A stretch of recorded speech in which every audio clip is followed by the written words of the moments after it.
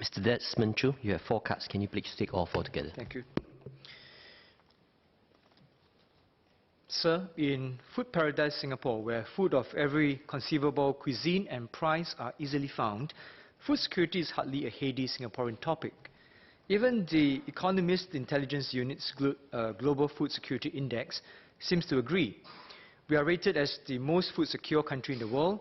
We are even ahead of large agricultural nations such as the US and Canada. But are we really food secure? According to the same index, we are tops chiefly because of affordability. Globally, we spend the lowest on food as a percentage of our household expenditure after the United States. But there was a red flag. We import nearly 90% of what we eat.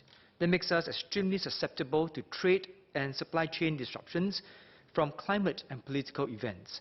This vulnerability is beyond just food cost, but also our survival.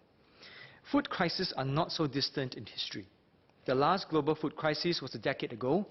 In 2014, where Malaysian eggs were found to have salmonella, egg prices rose quickly. Clearly, food resilience must be a core national focus. Can the Minister share what are the key trade and supply risks that Singapore face? How have we been strengthening our food supplies in the face of geopolitical and economic developments? By 2050, the world's population is expected to hit 10 billion from the current 7.3 billion. If we do not increase our agricultural yields massively over the next 30 years, the world will simply be in an economic growth-driven famine. Singapore's competition for food will only be more keen. How can we safeguard our future? It is mission critical to increase the local content of our food supplies. We have diversified our food sources to manage our risks and food cost. But only local production can protect us from short-term shocks and provide a measure of self-sufficiency. What is the Ministry's target of local production to imported food supplies over the next 10 to 30 years? Where are we in meeting these targets?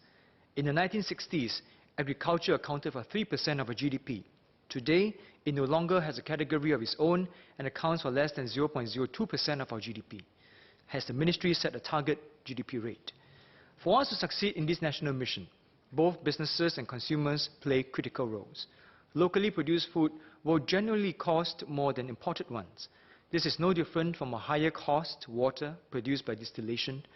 Yet, if we do not see the value of food self-sufficiency as a national imperative, then there is no future for local production. For once, we can literally drink and eat our way to security or disaster. Over the years, FairPrice has made it a critical mission to build an ecosystem to support local producers beyond moderating cost of food. First, he has committed to buying local. I understand that FairPrice carries close to 5,000 locally produced items, accounting for about 20% of its total sales. In fact, 40% of eggs sold are from our local farms. Buying local also meant that FairPrice has a stronger control over quality and safety from farms to dining table. This is good for consumers. They also started the SME Development and Support Program to help 400 small companies and startups with the cash flow and development. He has committed to monthly Made in Singapore campaigns at its own cost. FairPrice cannot do it alone. In its government are the companies and consumers to join in enhancing our food security. How can the Ministry support the efforts of companies such as FairPrice to build our local production capacity? The quality of soil and climate used to determine agricultural yield. Now, a technology-driven ecosystem can level the playing field. For example, the Netherlands is small and densely populated. It does not have most of the resources necessary for large-scale agriculture. Yet, it is the globe's #2 exporter of food, measured by value, second only to the United States.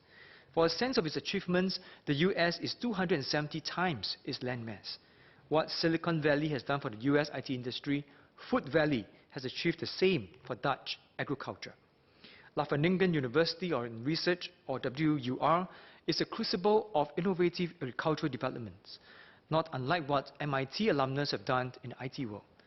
While we might not be able to go to such a scale as the Dutch, we can be the crucible of change and development in our region. These areas include R&D in logistics, urban farming, agriculture, and aquaculture financing and insurance. We have done this for our water challenge, Our ambitions must now match the urgency and enormity of Singapore's food security challenge. If we can grow the industry, this will mean tremendous opportunities for our economy. What is the total economic value we can generate if we reach our target local production? How many and what types of jobs can we expect to create? We can only grow our agriculture industry if we have the right capital and political will. Viable businesses ultimately determine the sustainability of the industry. How can the ministry ensure there is sufficient capital and skilled manpower in the system to drive the growth of startups? Netherlands WUR and its impact on agricultural innovation suggests that we need to invest in our local academia. We need to marry the science and the market. How does the ministry plan to jumpstart and develop this field in our institutes of higher learning? Now, even as we grow the local content of our production, our regulations must be kept market-friendly without compromising on food safety. The supply food chain is fraught and fraught with risk. From cultivation to harvesting, things can easily go wrong. How does the ministry ensure that food safety is maintained throughout the supply chain and the effective cold chain is in place? How does it also ensure that it monitors compliance costs keenly to minimize regulatory costs? Thank you.